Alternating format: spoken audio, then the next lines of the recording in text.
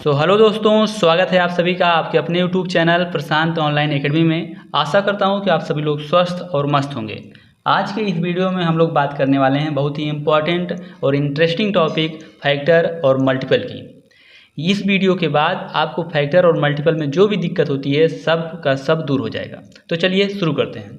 सबसे पहले हम लोग बात करेंगे 12 के फैक्टर की।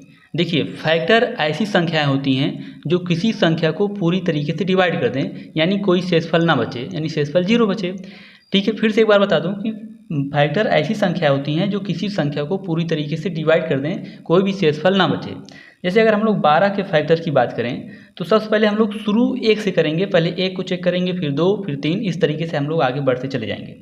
1 12 को पूरी तरीके से डिवाइड कर देगा तो 1 12 का फैक्टर है।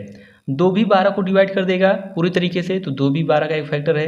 3 भी 12 को पूरी तरीके से डिवाइड कर देगा तो 3 भी 12 का एक फैक्टर है। 4 भी 12 को पूरी तरीके से डिवाइड कर देगा तो ये भी है। लेकिन अगर हम लोग जब 5 की बात करें तो 5 12 को पूरी तरीके से डिवाइड नहीं कर पाएगा, यहाँ पे 2 शेषफल बचेगा।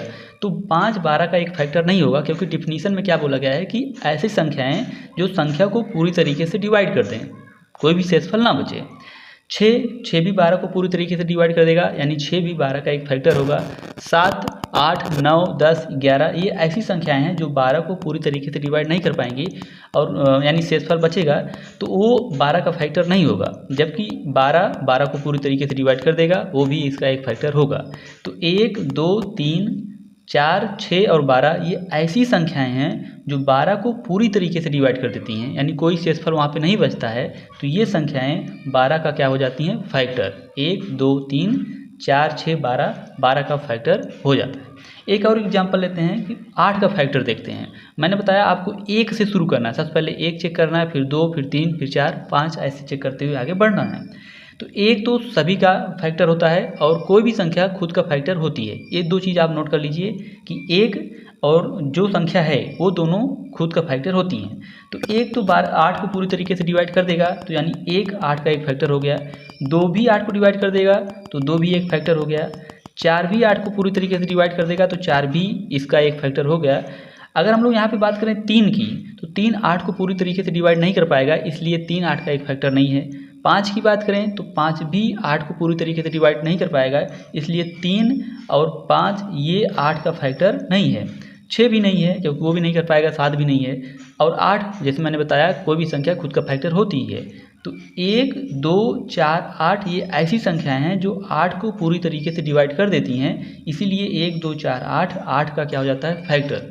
फैक्टर चेक करने के लिए पहला स्टेप यही है कि आप 1 से शुरू कीजिए, फिर 2 पे जाइए, फिर 3 पे, मतलब आप डिवाइड कीजिए। अगर वो पूरी तरीके से कट जा रहा है तो उसका फैक्टर होगा, अगर नहीं कट रहा है तो उसका फैक्टर नहीं होगा। जैसे में इसमें जब हम लोग 3 पे पहुँचे तो 3 8 को पूरी तरीके से डिवाइड नहीं कर पाया, इसलिए 3 8 का फैक्टर नहीं हुआ।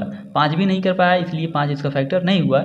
जबकि 4 8 2 1 इसको पूरी तरीके से डिवाइड कर दिए, इसलिए 8 के ये सब फैक्टर बन जाते हैं। डिफिनीशन में क्या है कि ऐसी सभी संख्याएं जो किसी संख्या को पूरी तरीके से डिवाइड कर देती हैं वो उसका क्या हो जाता है? फैक्टर। मतलब अगर किसी संख्या की हम लोग बात करें तो।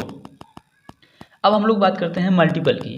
मल्टीपल फैक्टर से और भी ज़्यादा आसान है।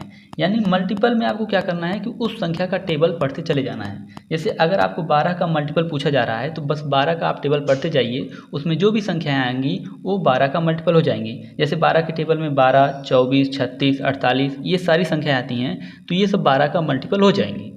अगर हम लोग 8 के मल्टीपल की बात करें तो 8 16 24 32 40 तो 48 ये सब 8 के टेबल में आती हैं, तो ये 8 का मल्टीपल हो जाएंगे। मल्टीपल तो सबसे आसान है, किसी भी संख्या का मल्टीपल उसका टेबल आप पढ़ते जाइए, उसमें जो जो संख्याएं आ रही हैं वो उसका मल्टीपल हो जाएंगे। तो एक बार हम लोग फिर से रिवाइज कर लेते हैं कि फैक्टर ऐसी संख्याएं होती हैं जो उस संख्या को पूरी तरीके से डिवाइड कर देती हैं, और मल्टीपल उसके टेबल में आने वाली संख्या होती हैं। तो आई होप आपको फैक्टर और मल्टीपल आसानी से समझ में आ गया होगा। अच्छा, एक बात और ये भी है कि आप लोग कह रहे होंगे कि मैंने 12 के बाद या 8 के बाद की संख्याओं को क्यों नहीं चेक किया। मतलब अगर फैक्टर आप 12 में हम लोग बात करें तो हमने 12 के बाद की संख्या यानी 13 को क्यों नहीं चेक किया। तो देखिए, 13 12 से बड़ा है तो 13 12 को कैसे डिवाइड कर सकता है ना। 13 से मतलब 12 से जो भी बड़ी संख्या होंगी वो 12 को कैसे डिवाइड पूरी तरीके से नहीं डिवाइड कर सकती, इसलिए हमको केवल 12 तक चेक करना है। यानी 13 जो है 12 को पूरी तरीके से डिवाइड नहीं कर पाएगा। 14 15 या कोई भी बड़ी संख्या है 12 से, वो उसको पूरी तरीके से डिवाइड नहीं कर पाएंगी, इसलिए हमको उससे आगे बढ़ना ही नहीं है। 12 जैसे किसी संख्या का आप फैक्टर देख रहे हैं, 12 का फैक्टर देख रहे हैं, तो वो मैक्सिमम वो संख्या 12 ही होगी, उससे ऊपर नहीं जाएगी। अगर आप 8 का फैक्टर देख रहे हैं तो मैक्सिमम जो फैक्टर होगा वो 8 होगा, उससे बड़ा नहीं होगा, क्योंकि 9, 10, 11, 12 ये जो संख्या होंगी वो 8 को पूरी तरीके से डिवाइड नहीं कर पाएंगी। आई होप आपको ये भी समझ में आ गया होगा। कमेंट में 10, 14 और 15 का फैक्टर और मल्टीपल लिख के बताइए, ताकि मुझे समझ में आए कि आपको समझ में आया है कि नहीं। मिलते हैं नेक्स्ट वीडियो में, तब तक के लिए thank you so much. Video पसंद आया हो तो वीडियो को लाइक कर दीजिए, चैनल पे नया है तो चैनल को सब्सक्राइब कर लीजिए।